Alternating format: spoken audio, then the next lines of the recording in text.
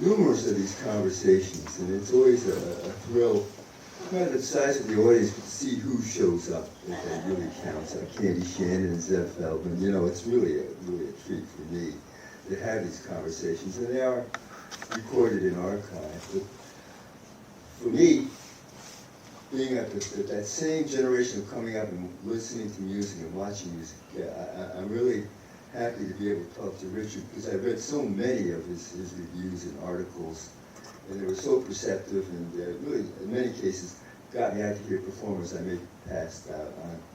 Richard, so let's start at the beginning. You know, where'd you grow up, and what turned you on to music first, and what were some of the things you were listening to before you started covering it? So I kind of have to give an explanation of the first 20 years, because they explain the next 50. I was born in Switzerland. My father was in the military. He was attached to various embassies. And we lived in Europe until I was 7. And then we moved back here to Washington. My parents were still together, but not much longer. I have no memories of Europe at all. And I've looked at old, tiny little black and white photos, and I've looked at 8mm footage. And I've not had a Proustian moment where suddenly everything comes flashing back to me. For some reason, at some point, I was diagnosed as what they would call gifted now. Probably said just genius or something simple like that back in the day. But I ended up as a scholarship student in boarding schools, all boys boarding schools for grades 4 through 10, and I was looked upon that, I did remember those years, I was looked upon that as a terrible thing, and I'll tell you why I later found out that it was a brilliant thing for me. The things that they emphasized at these schools were reading and writing, history, contemporary events. Culture, music, and arts were not high on the agenda that I remember particularly. But the other things were severely emphasized.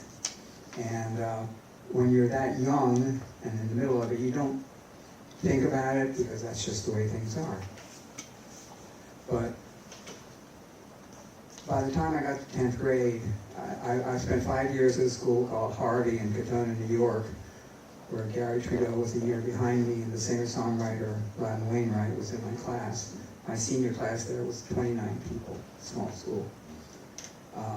Then I went to a school called Hotchkiss in Lakeville, Connecticut, which is a feeder for the Ivy League schools. Maybe they envisioned, my mother particularly envisioned me going to Yale. Yale would have been more likely. But again, Hotchkiss was very much like Harvey. It emphasized reading and writing, and I didn't know that that was different in the sense of the way that they emphasized it. When I finally convinced Hotchkiss not to renew my scholarship by getting the legendary most low grades ever given to a student there and making it impossible for them to justify my scholarship, I went to my first co-ed public school, Wilson High School here, and didn't last very long, got kicked out. Too much freedom. Girls. I mean, you know, it was a whole different world.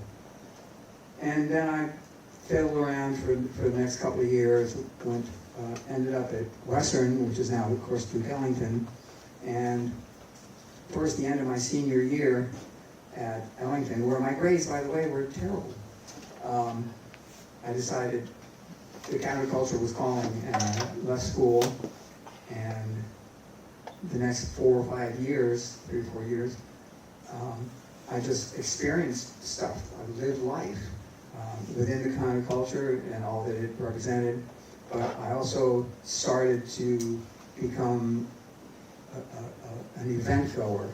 I would go to Carter Barron. I made it, and trust me, when I was young, I looked like I was 10 years older, so I was able to get into the Bohemian Caverns. And I do remember seeing the JFK Quintet there, but not registering it the way I probably should have. And I also, after one of my junior years, I had several, I got a part-time job working at 1221 G Street, Soul Shack. And Soul Shack was a great record store. They had tons of jazz. They had a lot of cutouts. But what started my jazz education was looking at the wonderful covers of jazz albums and turning them around and reading the liner notes and becoming mesmerized by what I was reading. And then I started reading Downbeat. A couple of years later, I started reading magazines as they came out, Crawdaddy in '66, Rolling Stone in '67. I started working in other record stores. I worked at Bobby Alex Discount at DuPont Circle. I worked at Viscount in Georgetown. I worked at the original Orpheus on M Street. And I loved that because it was a learning experience as you were making a living and getting great discounts, sometimes 5 fingers. But statute of limitations has run out, I feel secure. In 1969, I think it was in June of '69, somehow I became involved with a radical underground paper called Quicksilver Times. I was part of the original staff, along with the CIA plant who was there for 18 months undercover, which we didn't find out until much later. And a couple of months after that paper started, I wrote my first ever reviews, some film reviews, some record reviews, not a feature there. After about 6 or 7 months of that, I decided I was more into Groucho Marx than Carl, and I broke off and I started a paper called Woodwind. Woodwind was a free paper, an arts paper, and actually it was the first time my name appeared in the Washington Post when Paul Richard wrote a story called Richard Harrington Puts Out a Gentle Sheet. I always wanted to ask him if there was some alliteration in there someplace, but he talked about it. It was a paper for the arts. We published poetry, we published short fiction. Henry Allen had his first piece of fiction there. Tom Shields used to write for it before he went to the Post. And that was fun. It lasted for 4 years. I left after a couple and left it to the person who had been my business manager there, although there wasn't much business to manage. And then I started writing for the Evening Star as a freelancer. Did maybe, I think, 250 pieces over almost 3.5 years. And then, this is my CV, which I've never bothered to write out. I started writing for a paper called Unicorn Times. And I started writing for them in '74, became the editor in '75 until mid-1980, by which time I started freelancing at the Post in '77. '83, I became a staff writer, and I retired in 2008. Now, the thing is, I never applied for any of these jobs. I found them. They found me, as the case may be. But I can also go back and look at all that stuff and say, I was not a very good writer when I started, and I kept getting better by doing it. It's like a musician in many ways. The more you do it, the more you master it. And gradually, by the time I got to the Post, it was better. And then the longer I was at the Post, because there were wonderful editors, copy editors, and other writers, of course, then my writing started to get to be at a point where I thought it was good. So all this kind of stuff, I finally figured out, dated back to the emphasis on reading and writing that had ruined my life, so I thought, but had planted the skills that I eventually was able to apply in finding a career as a writer. I remember all kinds of great experiences going to my friend Mike Schreidman, who I'd given the paper to, Woodwind. He had presented the first big concert of jazz at DAR that I saw with Ramsey Lewis, Cannonball Adderley, and Lloyd McNeil. And Lloyd McNeil and Lou Stovall did a beautiful poster for it. And that's when I first became friends with both of them. And I just heard all this music. I was also hearing rock, because that was the predominant music in Georgetown, where I was living in various places. That's all that covered the streets. So I was taking all this music in and working in the record stores. I'd hear all kinds of other music. I was absorbing for all those years, not even understanding why, not having a purpose why. Eventually, I did, and as I told Judith and I told Rusty, I feel so lucky to have had encounters with all these amazing people who were doing amazing things, and I got to talk to them and tell their story and put it before readers who might not have known that they were interested, even in someone like Miles Davis or Ella Fitzgerald. They might just be names. But the average reader was who I always wrote for. And again, a late discovery 10 years ago of my motto of my entire career, which was engage, inform, entertain. And you do those three things, you have a purpose, you have a goal, and you have an achievement, because you have alerted people to the great talents that are out there and the great music that is out there. The beautiful music that surrounds us, as Stephen Wade would say. So that's kind of like how I got to where I got. And it was an interesting path, unorthodox, but hey, it's fun. Remarkable, absolutely remarkable. High school dropout? Yeah, I never did finish high school. Like I said, streets were calling. Wow. Who were some of the first artists that you wrote about, either at the Star or even before then? At the Star, I actually did both Herbie Hancock and Chick Corea. I did Chick just, what was that? I'm trying to remember. I did Herbie when Headhunters was coming out. Oh, I did Chick just as Return to Forever was coming. And I did Herbie as Headhunters was having success. And I remember from the interview what he said was, you know, my last record, paraphrasing, my last record sold 50,000 copies. This one's already sold 400,000. I've got 2 sold-out shows at the Warner. He was not complaining. So, and you know, and the same thing. And you know, I would interview both of them in subsequent years. But it was interesting to see. I'd actually done interviews with both of them for a tabloid called Washington, called Four Voices of the Electric Prayer, and it was talking to Chick and Herbie, Seals and Croft, and Mike Love of the Beach Boys about their spiritual beliefs and how it affected their music. It wasn't, looking back on it, as deep as I would have liked to have had, but I wasn't as deep yet. So, but I had that, you know, I had that double relationship with both of them back in the early 70s. Wow. We're going to focus, of course, on the jazz artists here at the JAZZforum, but who are some of the folk and rock artists that you were encountering during that period of time when the music was really, really big? Well, I mean, I wrote about, you know, whoever was happening at the time, sometimes some of the older people. Just, you know, I think the last time I checked, I'd done 80 people who were in the Rock and Roll Hall of Fame over the years. And, you know, also did country blues. I mean, the thing that was great about the Post is the pop critic slot was kind of like Swiss Army knife. They let you write, or they let me write, about anything that I wanted to except classical and opera. Thank God. So, you know, I could suggest things to them. I could respond to their suggestions. They always had good ideas. I had good ideas as well, and they let me do it. So, you know, the list of people I talked to over the decades in any of those fields is great. But, you know, when I went back for this project and looked at what I'd done in terms of jazz, I was shocked, and it brought back a lot of really great memories. Well, one of the artists that I saw you on a Zoom session about was with the showing of his movie, The Humbler. Tell us a little bit about Danny Gatton, since he's a name that a lot of people may not be familiar with. He's a really important artist in the Washington, D.C. area. I think Danny could have been a great jazz musician, strictly a jazz musician. He made a couple of great records with Joey DeFrancesco. And he often featured jazz within his sets. Sometimes he'd feature jazz within a particular single song. And, you know, and then he switched to rockabilly, and then he switched to blues, or whatever it may be, all within a single song and all seamlessly. So Danny would, I've always told people that I think Danny was the greatest guitar player I ever heard, and I heard a lot. And that was his problem, is record companies didn't know how to package him, how to sell him. They tried to do so and failed miserably.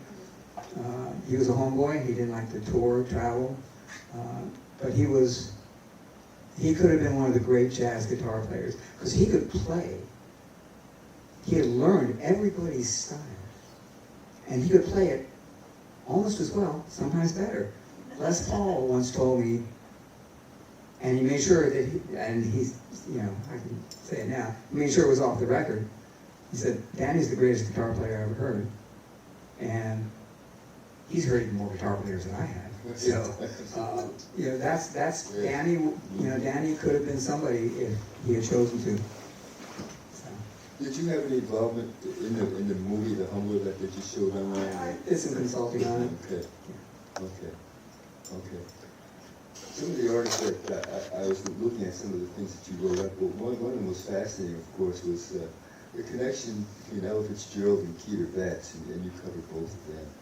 And you had something you wanted to say about that. Well, absolutely. When I brought notes to do a little excerpts on this spot. So when Ella died in 1996, the lead on my appreciation was no moon was higher, no ocean deeper than when Ella Fitzgerald measured them. The knife was never sharper than in her hands, and Miss Otis's regrets were never more heartfelt than when Fitzgerald extended them. Over the weekend, American popular song turned blue when Ella Fitzgerald passed away at the age of 79. She was not just a singer, of course, but the singer, the best and most loyal friend a good song could ever hope to have. And then I went on at length. 10 years earlier, 1985, I had the opportunity to interview her. And it was totally thanks to Keeter Betts, who of course was her bass player for more than 30 years, was a Washington person to the nth degree, and doesn't get credit for being essentially responsible for bossa nova craze here. He had to convince Charlie Bird to play it once they got back from Brazil, and then recorded with Stan Getz, and they got the credit, and Keeter never did, except among the Cognoscenti, of course. And she had worked with him for a long time, and what she had said in the interviews, she said, Keeter seemed to have a sixth sense about exactly what I needed. It was the bassist, not a drummer, who drove the music. I depend on Keeter. I don't worry when he's up there. And when she died, I had a lengthy interview with Keeter talking just about Ella and his relationship with her over all those decades. And he called it the gig of a lifetime, and I'm sure it was. So I go to I think it was the Watergate Hotel, as I recall. And Ella's there, and she invites me in. And there's not a lot of people that I'm awed by many of the people. I don't know if there's a word for what I felt when I met her, up close and personal. She was frail even then. She had a lot of health issues, and yet she was total. And again, because of Keeter. Keeter's the one who went to her before he came to me and said, "You want to interview Ella?" He asked her, "Hey, you want to do an interview with the Post?" So it would not have happened without his intervention. She talked about her health problems. She talked about being talked into doing the songbooks that made her such a star. She talked about her discovery and belated discovery. There was one thing she liked. "I'm recognized by children in the streets as the Menorites lady," she said, delighted at the thought. "I have a lot of fans who are children, and that thrills me. Anything I can do for the younger generation." She credited everybody from Chick Webb, Norman Granz, other singers, especially Connie Boswell, the arrangers, songwriters, musicians, collaborators, and peers.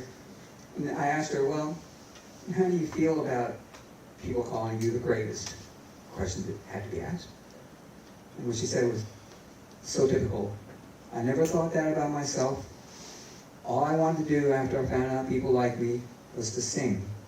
And I wanted that love. That was me giving you something and you giving something in return from here."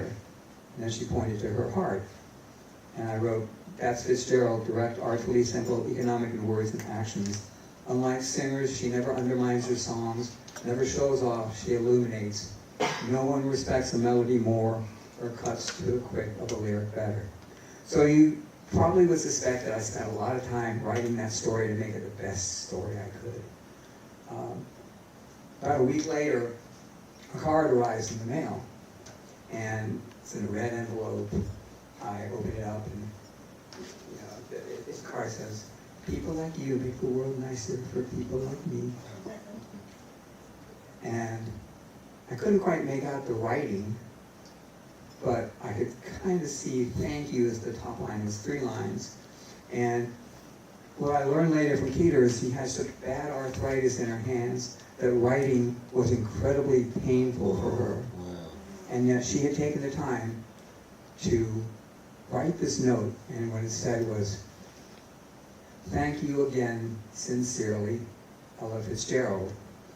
And that was exactly the thing that she had said to me when I left her room. So that's one of my treasured possessions, to say the least, to have a note from Ella Fitzgerald thanking me. I could write 1,000,000 notes and not thank her enough. So that's Ella. And when, Keter was a little bit the same way. Keter was such an important part of DC music history. And when he passed away in 2005, I did an appreciation on him.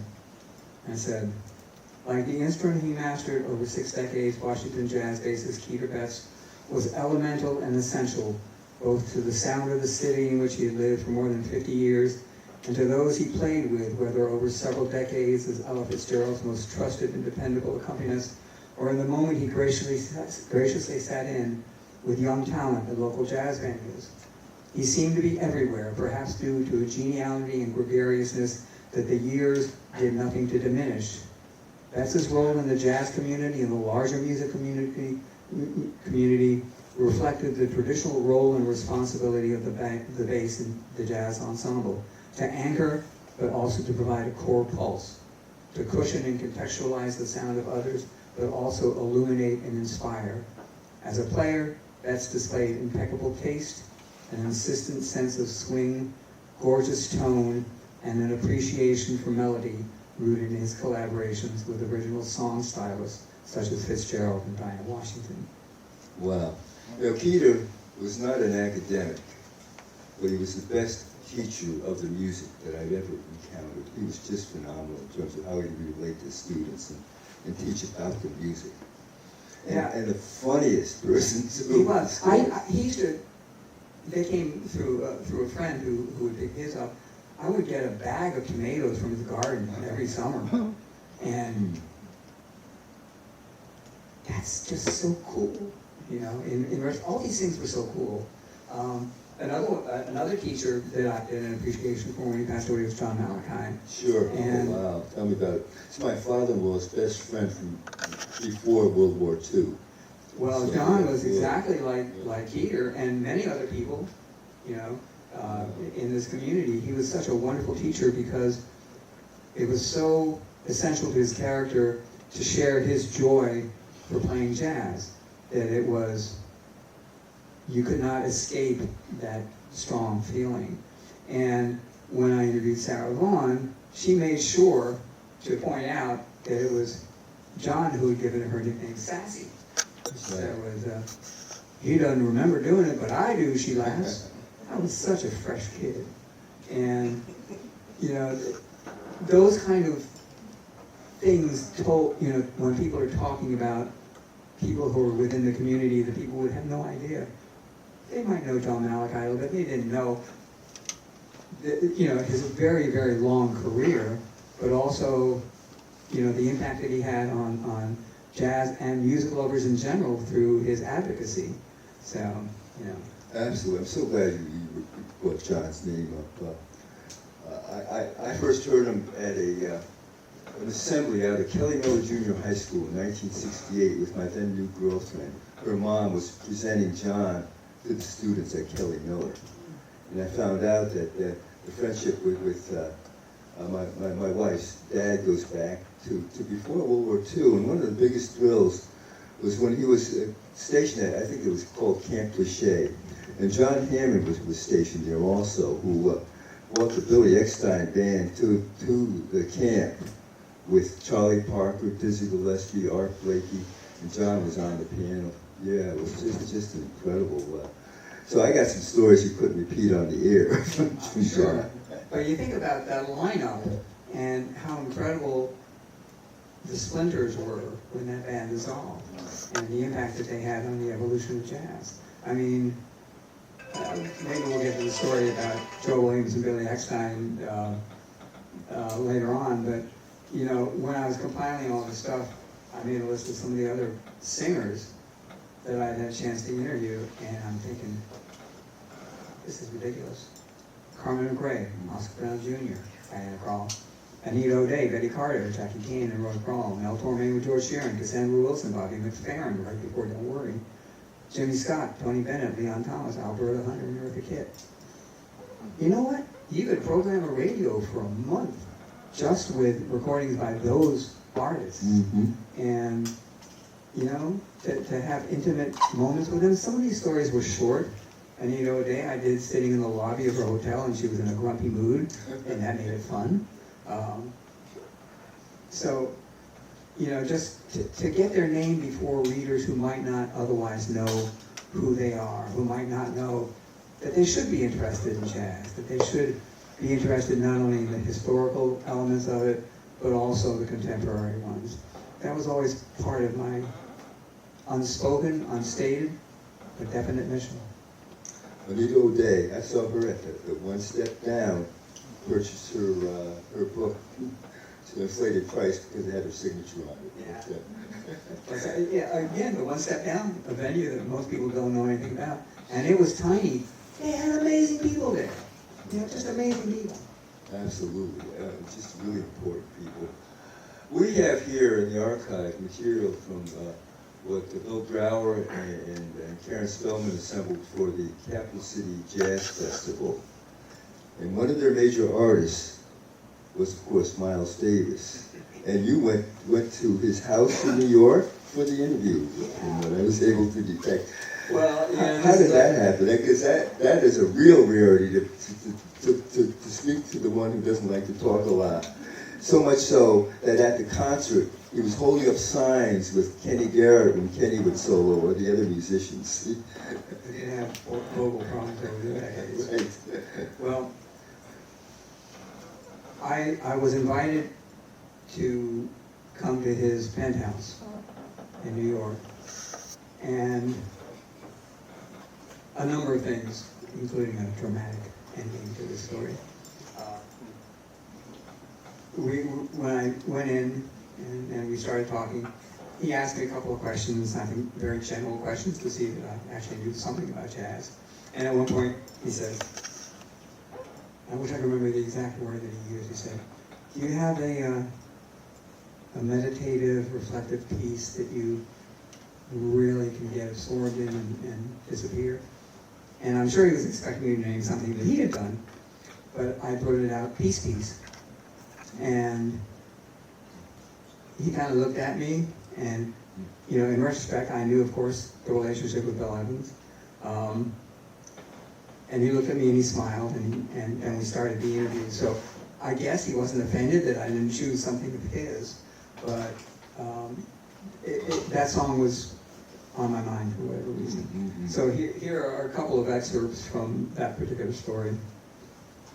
His sketches are scattered haphazardly around the soft gray, airy Fifth Avenue apartment overlooking Central Park and within spitting distance of the Metropolitan Museum of Art. The artist, small, sinewy, exuding inner strength and outer challenge, is sifting through layers of drawings, the detritus of late-night energies. He makes everything. I wish I could do a Miles vocal impersonation. Just imagine everything much rougher. My maid makes everything disappear, complains Miles Dewey Davis, 2 days past his 59th birthday. His voice is rough and raspy, yet strangely muted, very much like the trumpet he wields, as elegantly as Pablo Picasso did his brush. Finally, he finds the sketch he's looking for, a swirl of shapes that could be dancers or ghosts or shadows or melodies. The problem is figuring out which way it hangs. Unsigned, it offers no clues. It could go either way, Davis shrugs. After shuffling it back among the others, he sits down at the glass dining table, picks up a half-dozen flow pens and begins to fill a sketchbook with spare strokes with color and rolling contours. On Saturday, there will be an exhibition of Miles Davis's art at the Washington Convention Center. On Friday, there will be an exhibition of Miles Davis himself in concert to kick off the first Capital City Jazz Festival. Of course, Miles Davis is a good kicker-offer, a role he's played at several important stages in jazz history.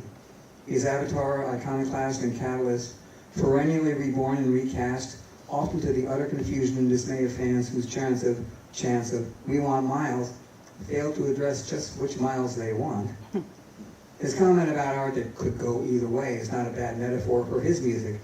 In fact, it has gone many ways, independent of commercial considerations or audience approval. It was Duke Ellington who first compared Davis to Picasso, two men connected by a constant artistic flux, oblivious to tradition, and unsympathetic artistic and social climates.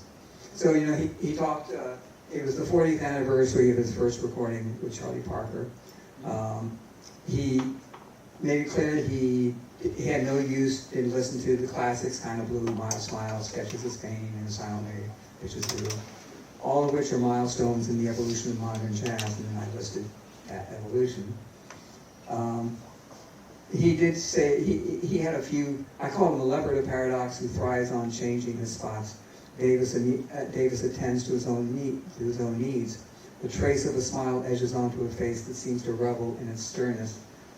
The best way to stay young is to have a bad memory, he says. You know what I mean? And so he talked about his tone. He said that's what set him apart. He had a tone that nobody else could have. When you hear me, you know it's Miles. He talked about the record he just put out, You're Under Arrest, which was pop readings and a few other things. He talked about being arrested by police in Los Angeles, driving his yellow Ferrari. It's good he wasn't riding his Arabian horse. And his wife, Cicely Tyson, who had been involved, there were Miles and Cicely pillows sitting on the huge sofa. And I said, one of the other things he said is, he never accepted the finite universe of jazz fandom. While Dizzy Gillespie is busy playing old music with young musicians, Miles Davis is busy playing young music with young musicians. It's always going to be like that if I have anything to do with it, he says. I'll try to keep it fresh. So it was a surprisingly friendly interview. Yeah. Needless to say, when I went in there, I had a lot of trepidation because he had a reputation. And instead, maybe it was because it was just past his birthday, whatever reason, he was in a good mood, and he'd been sketching all along. So at the end of it, he says, "What's your name again?" And so I said, "It's Richard Harrington." And he took the sketch he'd been working on, and he signed it to Richard from Miles, and he gave it to me. So I'm flabbergasted, shocked. Yeah, absolutely. Delighted. And I rolled it up, and I did not think of how do I protect this. So on the train ride back to Washington, it was like I had the Magna Carta or something in my hands. Sure. I made sure nobody pressed against it, that there were no creases, that it stayed in perfect condition. And as soon as I could, I had it framed, and it's still outside my bedroom, just as a reminder of my encounter with Miles, which was surreal, and I think provided a good story. Fuck it was Miles. It was. Yeah. Wow. That's awesome. That is just incredible. The friendly Miles. Not expected. Absolutely. Absolutely. You ran a list of some of the vocalists that you interviewed. Tell us about Carmen McRae, who's really significant but not as well known as she should be. I think Carmen was, and probably rightfully, she always felt, I think, a little undervalued, not so much critically, but certainly commercially. And that's true of a lot of people that I interview. They all deserve better than what they got in many cases. And they still soldiered on. They were dedicated to what they did. They were masters and mistresses of what they did. And so talking to her, and in reality, for somebody who's had a long career, they pretty much heard every question that you're going to ask them. They've told the story so many times that they could almost do it in their sleep. Luckily, it never felt as if any of them were in their sleep. But, that's the danger of a long career, is that if you have to recapitulate the past, that can be annoying too. I fully understand that. Mm-hmm. As a writer, and I, like you, certainly got my early education from liner notes. Who were some of the writers that really struck you, you know, in terms of really having an impact in terms of your perspective on the music as you were coming along, and then as some of your colleagues maybe also?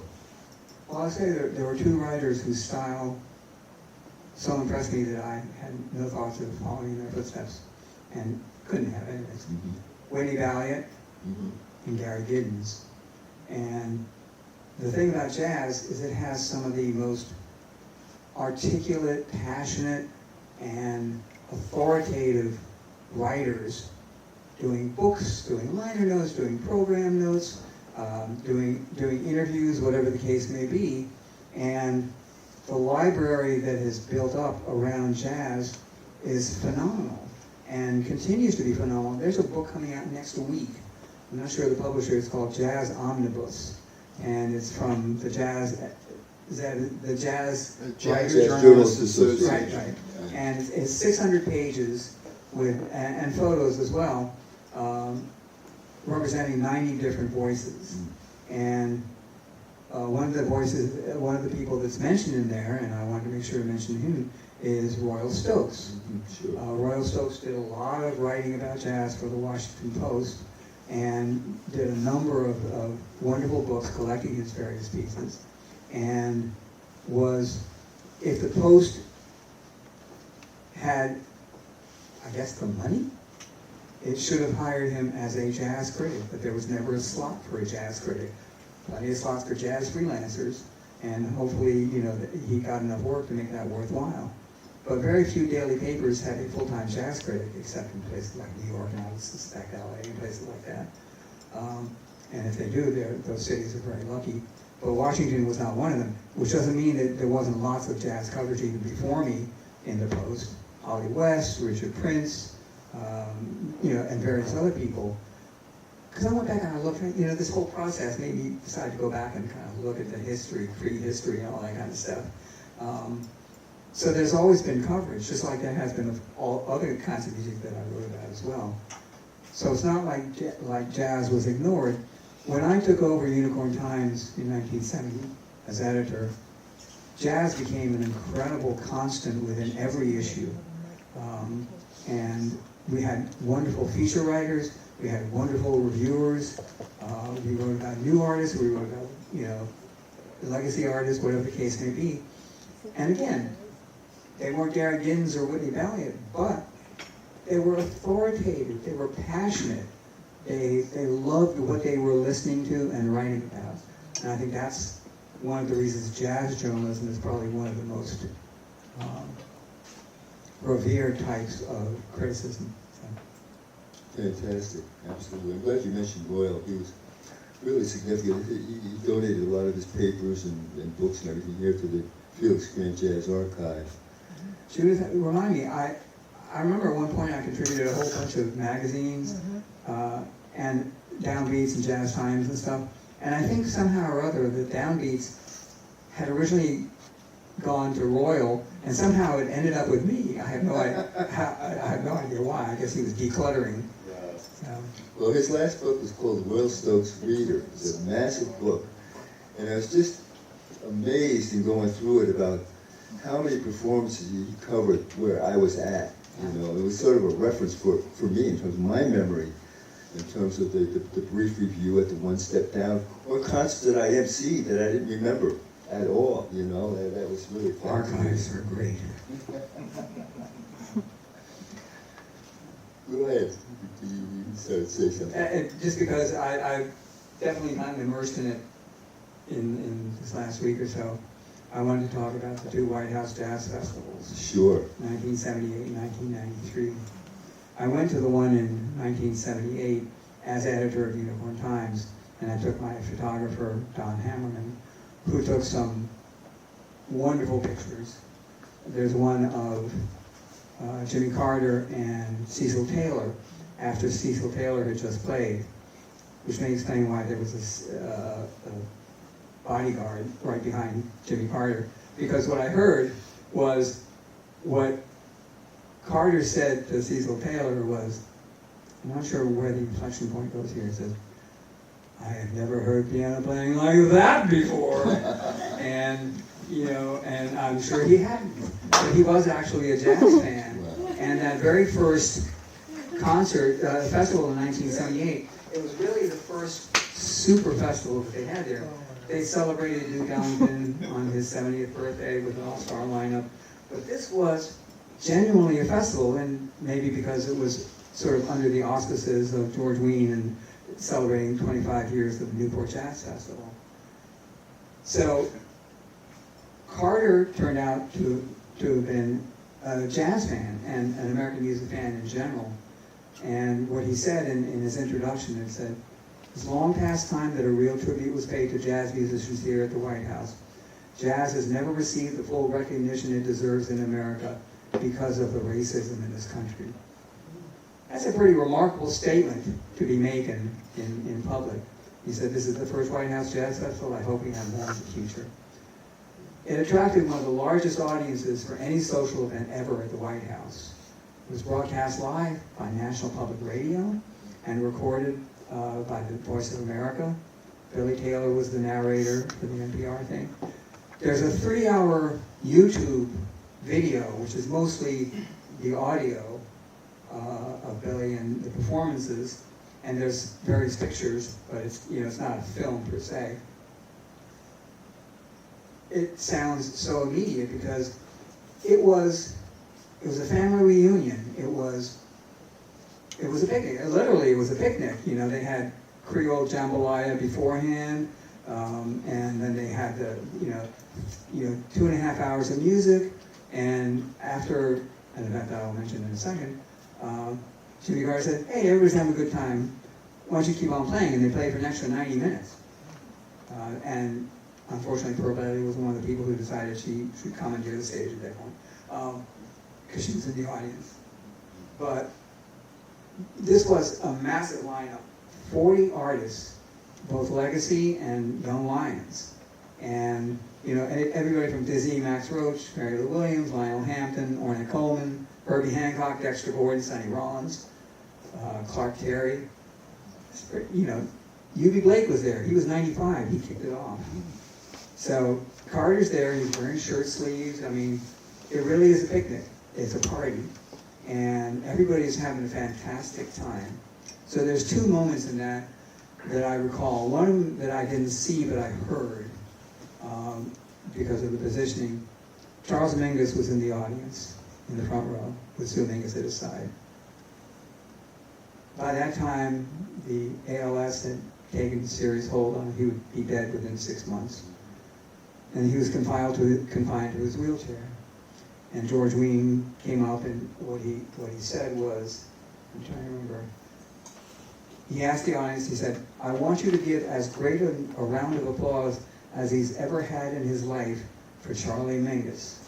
And at that point, Carter came over and he embraced Mingus, put his arms around him, and Mingus was crying uncontrollably because he was reacting to that particular moment. So I didn't see that because of where I was. But for the greater moment, I was 30 yards away when this happened. I would have to say I've been to the White House 3 times. The security on the South Lawn that day was non-existent. And so I managed to move up, you know, close to the stage, a little bit to the right, as I recall. And then the big moment came. So Carter had specifically asked Dizzy Gillespie to play Salt Peanuts. He was, after all, once a peanut farmer before his current job. And so Dizzy essentially said, "Well, I will if you come up and sing on the chorus." And amazingly, Carter did. You know, I mean, you know, as he's coming up to the stage, Dizzy's entreating His Highness, His Majesty, and it is a very short chorus, 2 words, Salt Peanuts, Salt Peanuts. And so very gamely he did that. And it was a wonderful moment. I mean, people were cheering and laughing and probably feeling great respect for Jimmy Carter for having the balls to do something like that in front of a whole bunch of people, and especially a whole bunch of musicians. And after they finished, they said, "Would you like to go on the road with us?" And Carter says, "I might have to after tonight." So there was a story the next day in the Washington Post written by, I wasn't writing for them yet, written by Jacqueline Prescott and Joe McClellan. And everything they described in the story is rich and warm and appreciative and stuff, but they were a little tough on the president. And I suspect this was Joe McClellan, who was the classical critic mostly. He said, he was very critical. He said, he described Carter as having a voice with no discernible pitch, slight rhythmic irregularities, and about as much tonal quality as you can get from most popular singers these days. And for praise, he said, he came in on the cue approximately each time, and that was mostly, he said, because Max Roach, who was the only other musician out there besides Dilly and was playing a hi-hat cymbal, each time the chorus would come along, Max would go, and then, "Salt peanuts, salt peanuts." And it was such a surreal moment, and you can see it. I mean, again, everything's on YouTube, and certainly that one is as well. And when I watched it again, it just reminded me of what a wonderful, warm moment it was. And again, Carter was a jazz fan. He did this as part of his effort to bring attention to the American arts, and he said jazz was front and center. So that was pretty remarkable. 15 years later, for the 40th anniversary of Newport, they did it again under Clinton. Incidentally, going back and looking, jazz is welcome under Democratic presidencies. It is not even recognized under Republican presidencies, because the next one was, I think, 2016 under Obama. So, and that had nothing to do with Newport, but you know, it's really remarkable when you think about that dichotomy that Actually, there was one under a Republican administration, and I was there. It was very uncomfortable in many ways. Ronald Reagan actually celebrated Lionel Hampton. Right. With a festival. Because Lionel Hampton was a Republican. Absolutely, and it was right after the air traffic controllers were fired. It was really weird, because there were a lot of us in the audience doing there, well, to celebrate Lionel Hampton, but also, for me, wandering around the White House with Art Blakey was fun, so it was worth it for that, you know. But yeah, it was weird, but I was there. Hardcore. He wore his Republican pin. As a matter of fact, somebody noted, I forget if it was me, it's probably the Post, that he took his pin out when he played the Newport tribute, because, you know, he was invited, but he wasn't going to emphasize his Republican. Well, he was really praising Reagan from the stage as he was playing, you know. So in 1993, Bill Clinton comes in. He does the 40th anniversary. Mike. He comes in and he does a similar kind of tribute. Now, these are the two largest type festivals that they've ever had at the White House. And, you know, again, an amazing lineup. And very briefly, said at night's end, the first saxophonist contributed a cool solo to what could be a signature tune for a president. Every day I have the blues. Luckily, it's already the signature tune of jazz vocalist Joe Williams. And while a poll-conscious Bill Clinton clearly might emphasize with lyrics like, "Nobody seems to love me," his presence last night on the stage with several dozen jazz greats was not weary confession, but jubilant confirmation of his regard for the forum. And once the music started, the president sat front and center, putting politics aside for these few hours in which he could become the first fan. You know, when you write these stories, you got to do all these stupid little plays on words. I did. And maybe even the first student, a role he said was favored by his wife Hillary Rodham Clinton.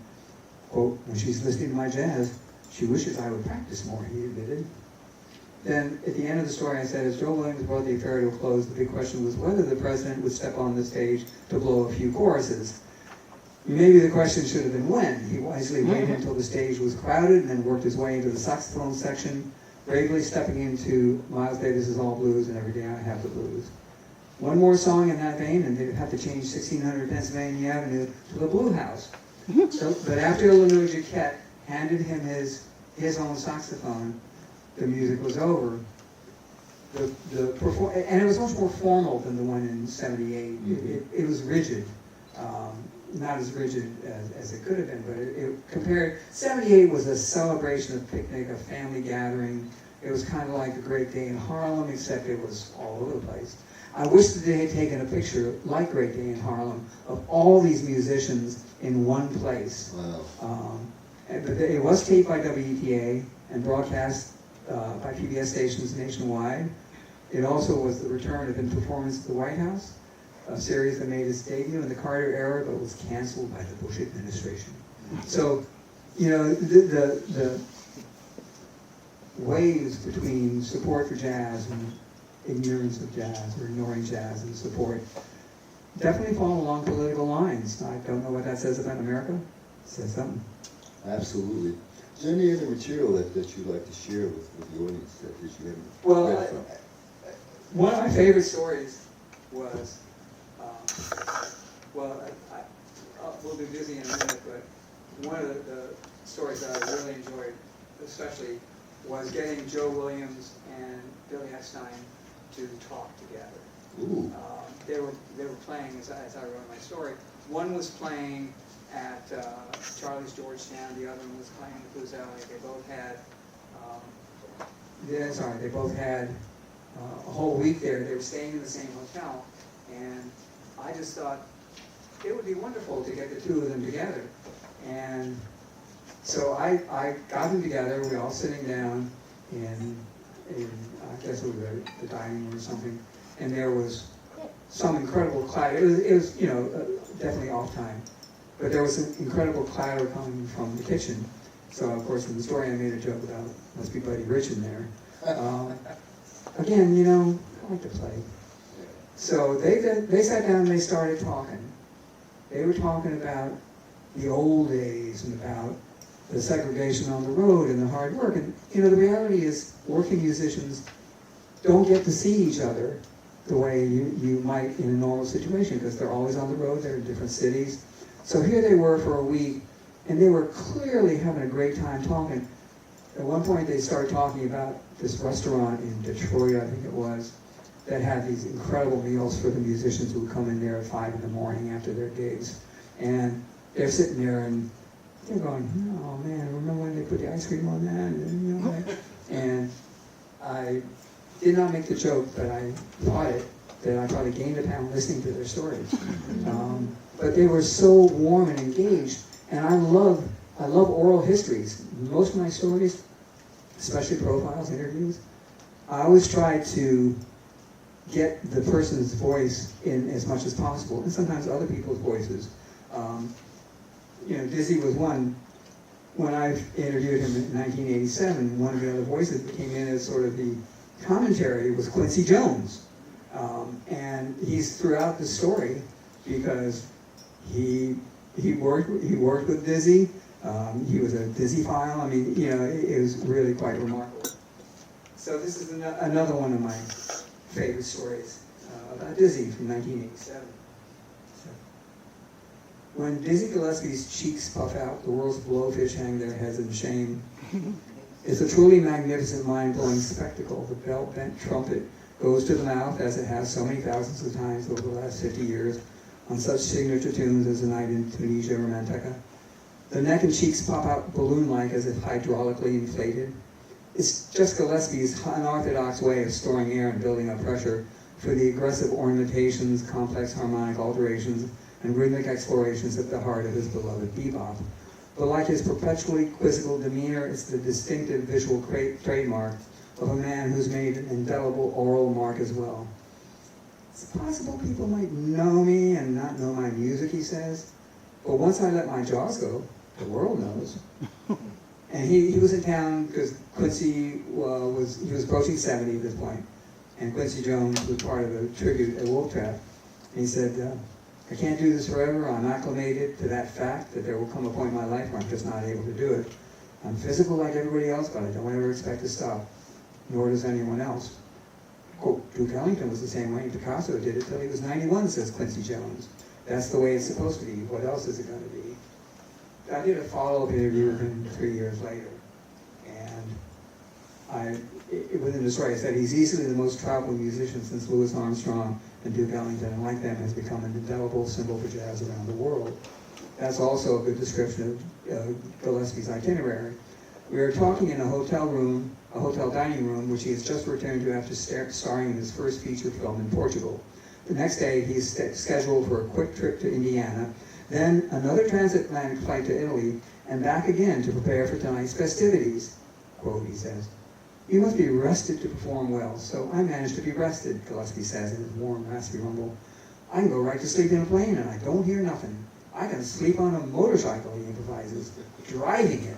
Well, here was the reality. 4 times in that interview, he fell asleep. And he'd be asleep for 4 or 5 minutes. Thank God, again, his manager had warned me of this before. And he'd perk up, and it was as if nothing had happened. And that was just a testament to the rigor of his commitment to jazz, that even when he was closing in on 70, he was doing as many as 300 dates a year. That's ridiculous, especially with all the travel involved. Wow, it reminds me of, I've taken my daughters and grandchildren to concerts over the years, and one time at Blues Alley with my daughters, Aisha must have been about 14, 15, she was in the teens, I guess, but after the performance, she said, "I gotta go up and pinch his cheeks." And she went upstairs and did it. And then came back down. "He wants to see you." And I went back up and he says, "That's your daughter? That's your daughter?" He was really friendly about it. But that was the kind of response that he was able to generate. I do have another funny story. So, in 2003, I wrote about Charlie Hayden celebrating his 65th birthday at the Blue Note, New York, with 2 weeks of duo performances with some of his favorite pianists, including Paul Bley, Kenny Barron, Brad Meldau, Gonzalo Rubalcaba, and Jerry Allen, who of course has strong Washington roots. Playing with Allen, Hayden ended one performance with a historic medley in which Lonely Woman, the Ornette Coleman composition that literally kicked off the free jazz revolution in 1959, segued into traditional folk and country chestnuts, Barbara Allen, Old Joe Clark, and Fort Worth Jail, tunes Hayden had sung as yodeling cowboy Charlie on his parents' radio show in Shenandoah, Iowa. He started his radio career just before the age of 2, so he obviously had a lot of material to draw from. Still, that Blue Note medley was neither a nostalgic retrospective nor the career encapsulation it might appear to be. Quote, "I just improvise what I'm feeling at the time I'm doing it," Hayden explains. "There's no thought process. You just play and hope that you play beautiful." And that sentiment is one that is shared by so many musicians in jazz and in other forms of music, of course, as well. So, cut back to 1971. He and his wife Ellen David, they had a son at that point. They wanted to have another child, and instead they got triplets.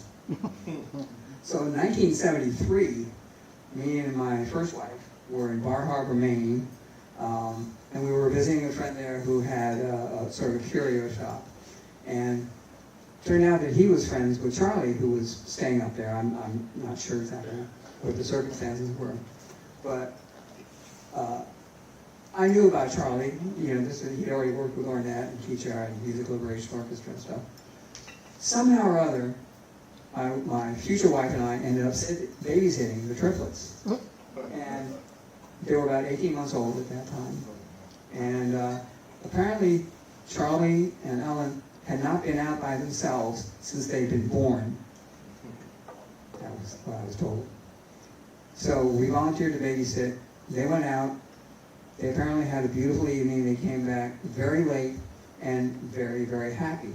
And over the years, I came to consider that to be the best thing I'd actually ever done for a musician, because it was real.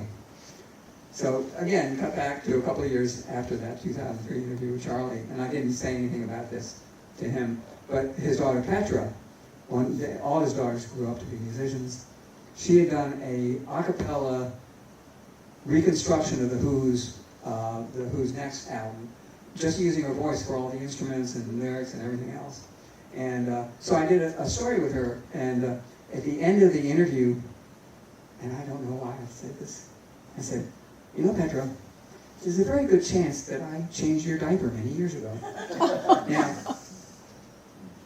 she did look at me somewhat quizzically, and I subsequently came to realize maybe I should have just kept that to myself.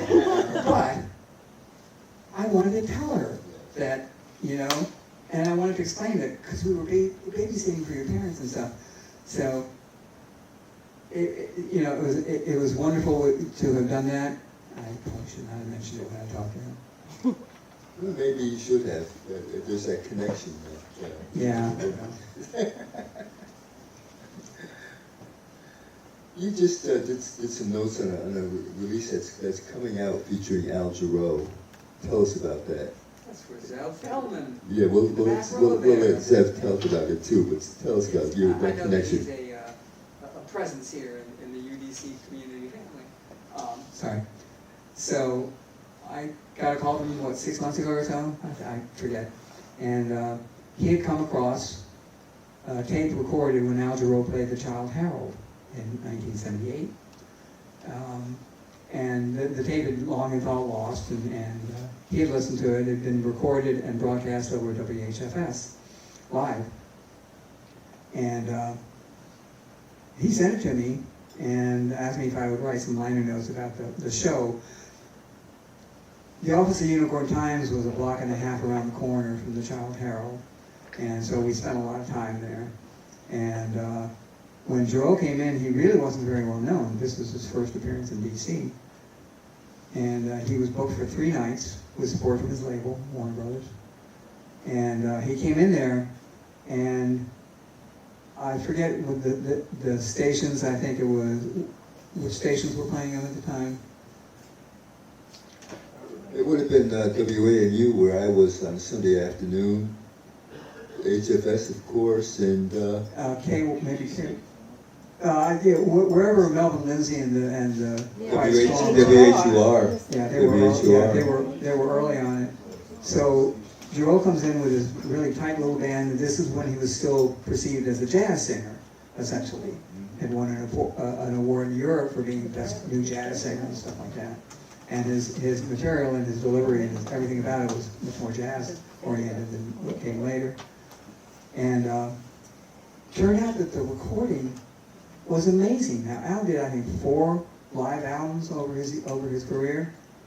This is the best because the audience was literally in his lap. They set the all-time record. That club held, too many numbers been going through my head recently. If it held 95, it had 150.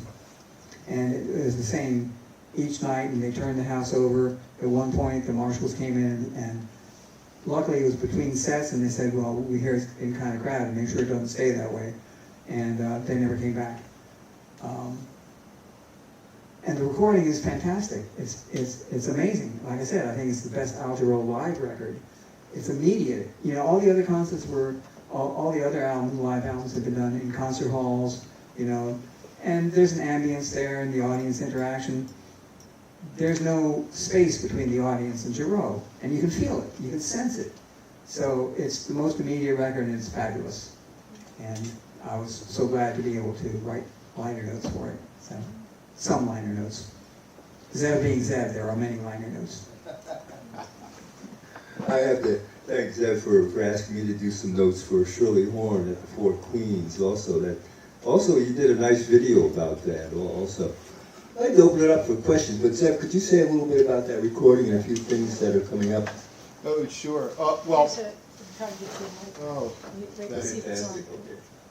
Okay. Thank you.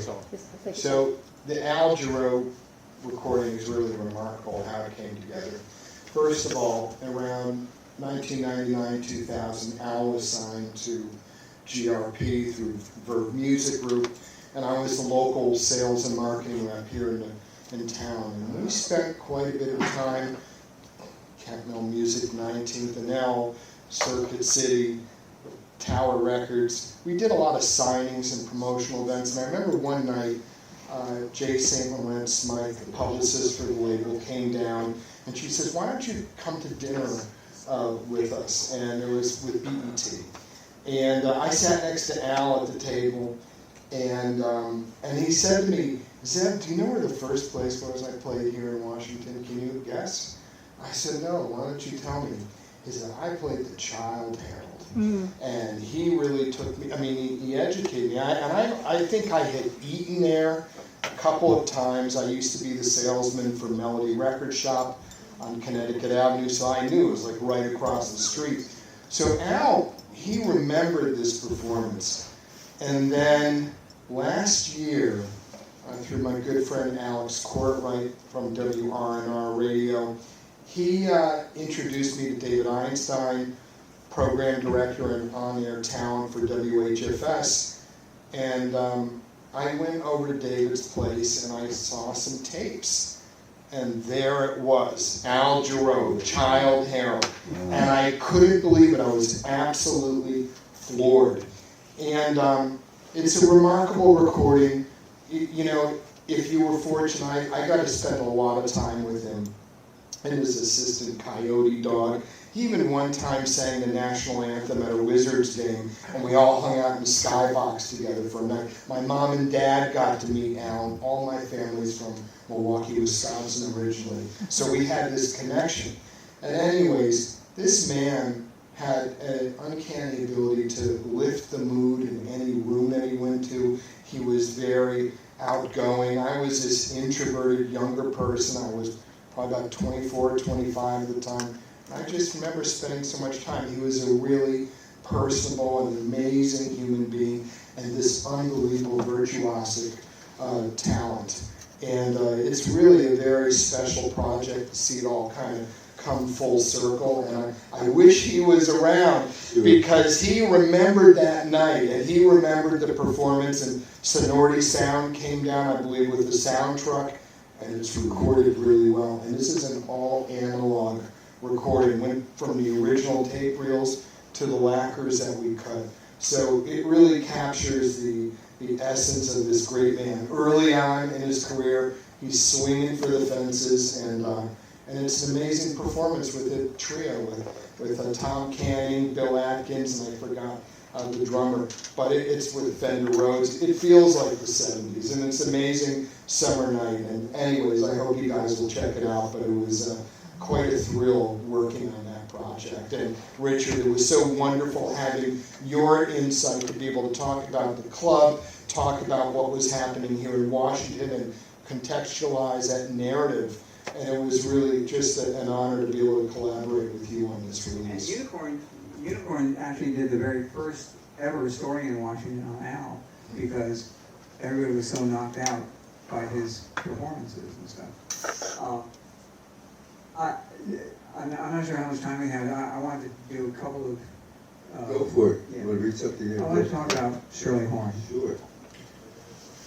Somehow or other, in the process that was started by Joel Siegel, reintroducing her to the public in many ways, I ended up doing a story on Shirley every 10 years, starting in 1982, including a Post magazine story that was fairly lengthy and would have been the cover story, except Shirley didn't feel like posing.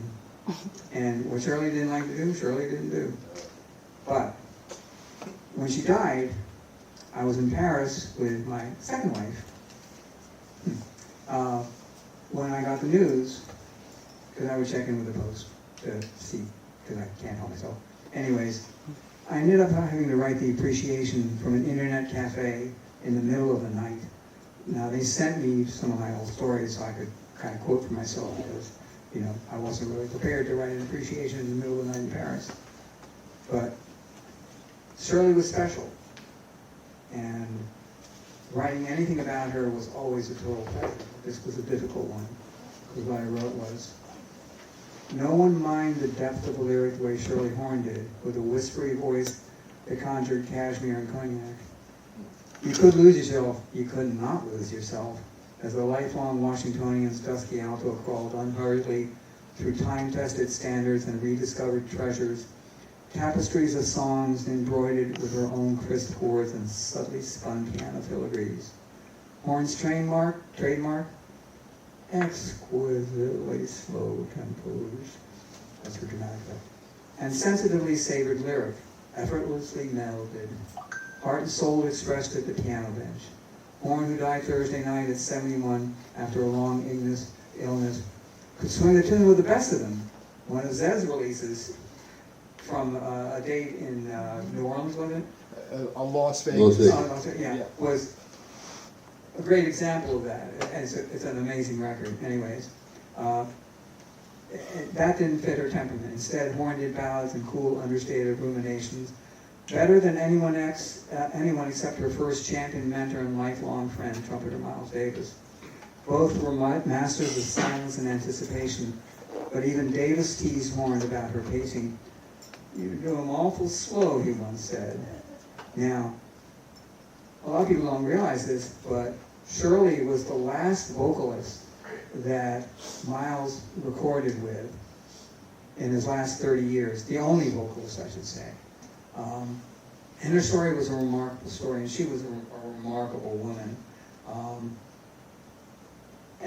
One of the few regrets that I had many years later is when I interviewed Miles, I didn't do a whole subsection about him and Shirley, because they were tight. He really was her mentor.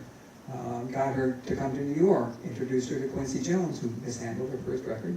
But, you know, it was a remarkable relationship worth exploring, and I just did not think of it. So if I had a Wayback Machine, I'd go back and ask that question. So. Shirley Horn, she was a neighbor of mine, 2 blocks away. And she kept adding on to her house as she became more economically successful. And when I did an interview with her in her home, she kept saying, well, I finally got the room I wanted that will hold the grand piano. The DCRA, which is the permitting agency in DC, won't give me any more permits, so we're done. It's just remarkable that way. Yeah, but she was a homebody. Absolutely. She did not, like Buck Hill, another one who was a great, great artist, but he did not like to travel. He did not like to tour. He stayed in the security working for the Postal Service. That's also a reality of what life is like as a jazz musician. You can make a life or you can make a living, and sometimes you get to do both, but not always. And he chose, the security of the Postal Service. And Shirley was the same. Danny Gatton was much the same way as well. No reason to leave home, because that's where your friends are, that's where your security is, that's where your family is. Shep was, he was there for her, and it was a remarkable life, a remarkable career, and we are also blessed that she had that late blooming revival and caught the world's attention and got not only some remuneration, but the credit that she deserved as one of the great ones. So, absolutely. Shirley. Absolutely. A question in the back here. Yes. Hi, Mr. Harrington. My name is Jordan Davis. I'm a senior major here. I'm a senior digital media major here at UDC. And I had a question. One of the great music professors here, Ms. Corey, about 30 minutes ago showed us a news clip. Kind of like an article you wrote in 1987 for the Washington Post, in which you reported on UDC's lack of attention that the jazz band and program in general got here. I think even from the late Calvin Jones himself, he kind of had a quote along the lines of the jazz band here did not get as much attention and was ignored in comparison to white institutions. And so we're here in 2024, and I can't help but feel that it's the same way, in terms of, I'm not even a music major here, but I think that the music program here brings some of the most creative, innovative, kindest people, students and instructors alike here. I mean, you know, and to me, I think the attention just isn't on the program as much.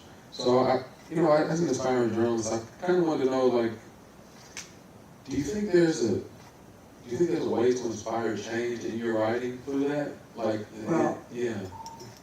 Judith can confirm this, but I believe it was Calvin who asked me to write that story. Oh. And to bring attention to the fact that there were difficulties getting support and attention.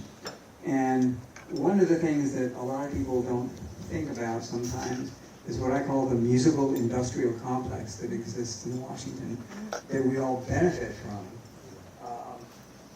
All these organizations have given substantial support to jazz and celebration, education, and scholarship.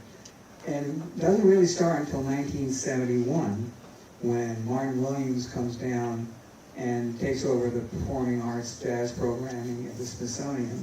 Now, he had written a story in the New York Times earlier that year saying, what to do about jazz in our August cultural centers, in which he bemoaned the absence of jazz in major institutions such as the Lincoln and Kennedy Centers, beyond the occasional star-focused concert and jazz circus masquerading as festival.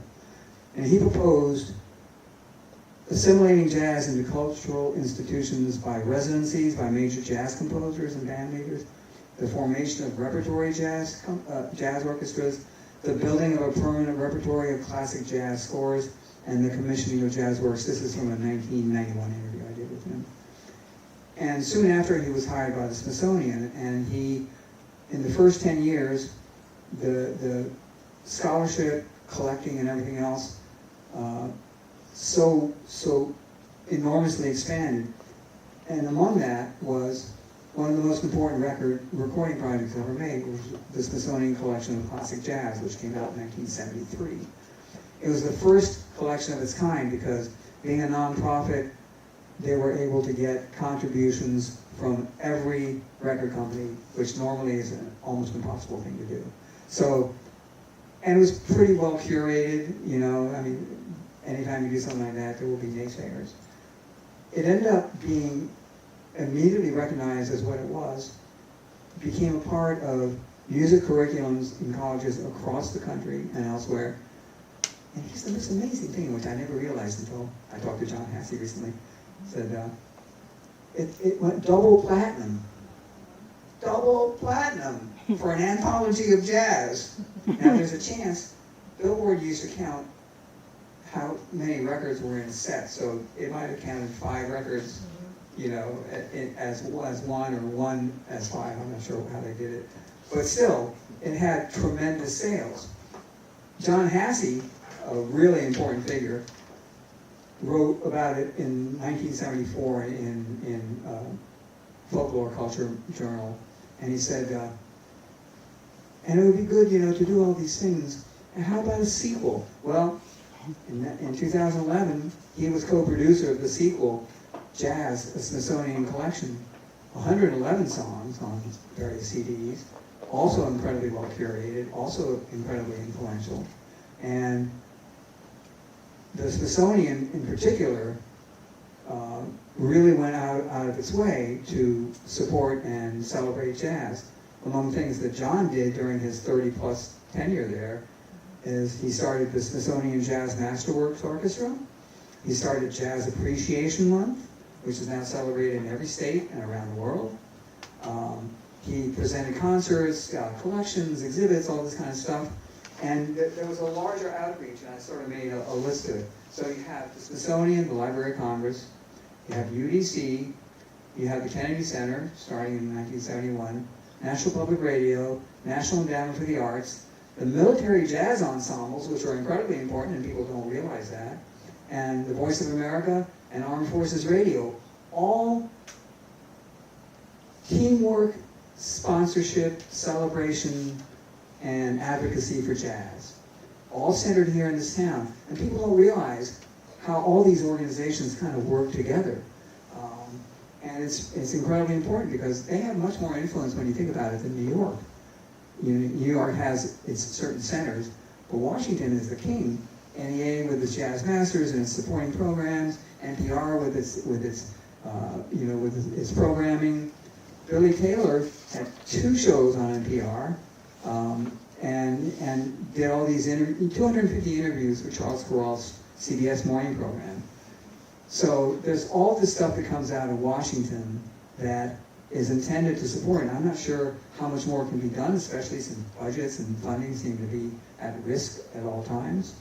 But we are so fortunate to have the community of, and I include radio people, the knowledgeable people who present jazz on the radio, whose love and knowledge for jazz shine through in every moment of every piece that they play. They're incredibly important. There's a lot of great jazz writing that comes out of this area. So we are a very fortunate community. Don't always work together, but I'm knocked out when I put together this list of this musical industrial complex. Absolutely. You had mentioned Howard University also in terms of the music synergy, and a lot of the support for this institution has to become internally. It's a struggle that Judith has been involved with for decades in terms of making the university recognize how important this department is, how important the Fields Grant Archive is. It was the city that let a radio station go back in 1997 that was housed here on the university, and yet we keep on keeping on. PFW's been carrying the legacy along, begging on the air, as we're going to have to do in a few days, looking for your support. People keep coming back to the well. I think we have time for one more question. Let me also point out for Rusty, Rusty has a chapter in the book UDC Jazz, which is a book that everybody should have. It begs for a 2nd and 3rd volume, because there are so many more stories to tell, including a story that John Hasse wrote for a book about the Turkish embassy. He did this amazing 63-page story about Ahmet and Mesut Erdogan, about how they grew up here, fell in love with jazz, how they helped desegregate concerts in DC, how they then eventually started Atlantic Records and supported jazz there. So you can go to John's website, John Edward Hasse, go to author, then go to books, then go to the Turkish embassy, and it's the sample chapter. You can read the whole 63 pages. I recommend it. That would be piece 1 in volume 2 of DC Jazz. Well, thank you so much for mentioning DC Jazz. If you get the mic over for the final question, you can go for it. I just wanted to add to your point about salt peanuts at the White House Jazz Festival. If you want to see it in a great context, have you seen the documentary Jimmy Carter, Rock and Roll President? No. It's in there. It's a highlight for sure. And also, don't forget that Dizzy had adapted it as his theme song when he ran for president twice and lost. Miles Davis was going to be head of the CIA under his administration, and there were many other great choices. But he changed it to "Go Dizzy, go Dizzy, go Dizzy, go Dizzy." I mean, Dizzy was special. Absolutely. And if I could just make you said Voice of America, the industrial complex. Just wanted a quick thing that. 0-180's latest piece is about 2 Polish musicians who were drawn to the United States and made their way here because of the Ella Fitzgerald and jazz sounds coming from Voice of America. Ursula Dujic and Michael Urbaniak, who are almost forgotten today, but played with Bobby McFerrin and many other jazz luminaries.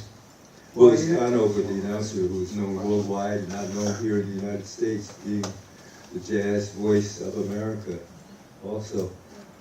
Just one thing I wanted to say, the article that he was referring to, and this is how Richard and I would say first met, was that he wrote the article when they were going to do a reduction in force at the university, and it would have wiped out, if you went by seniority, the jazz and the gospel programs here. So he interviewed Calvin Jones and did a wonderful article on the beat in the Washington Post, and it had a tremendous effect. It really did. The students demonstrated later, which he also mentioned in the article, and there was a huge there. And they rescinded the letters that we had received. I always harassed him after that. I called him to how he saved the program, which he did. Wow, Richard. It's the Post. I I happened to be the conduit, but you know, that was the wonderful thing about all the people that I got to interview over the years. It was because of it was the Washington Post. You say, I'm with the Washington Post. What do you want, sir? You know, not quite silly like that, but people took your calls, people responded to your entreaties for interviews, and it was a wonderful, I guess it was a kind of a power, but it was a wonderful tool to be able to use. And you know, eventually some of the people did things because it was me, that was great too. But I always knew it was the Post, because it was the Post.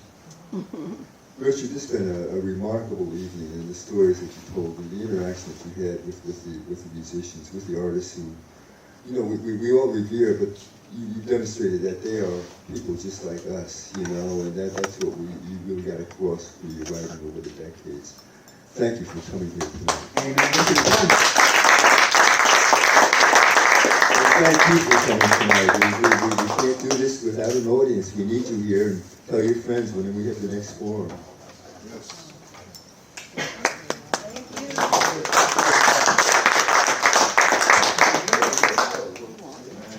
This will be on our digital collection and also on our YouTube channel. All right, good to see you. How are you? Good to see you, man. How are you? Good, good, good. I'm going to call you about your That's a great story you made. You sold it right here. So, It was really special. It was amazing. yeah, I yeah. can't even believe we found that. I know, that's great. Yeah, and I'll pitch that. When is it? No,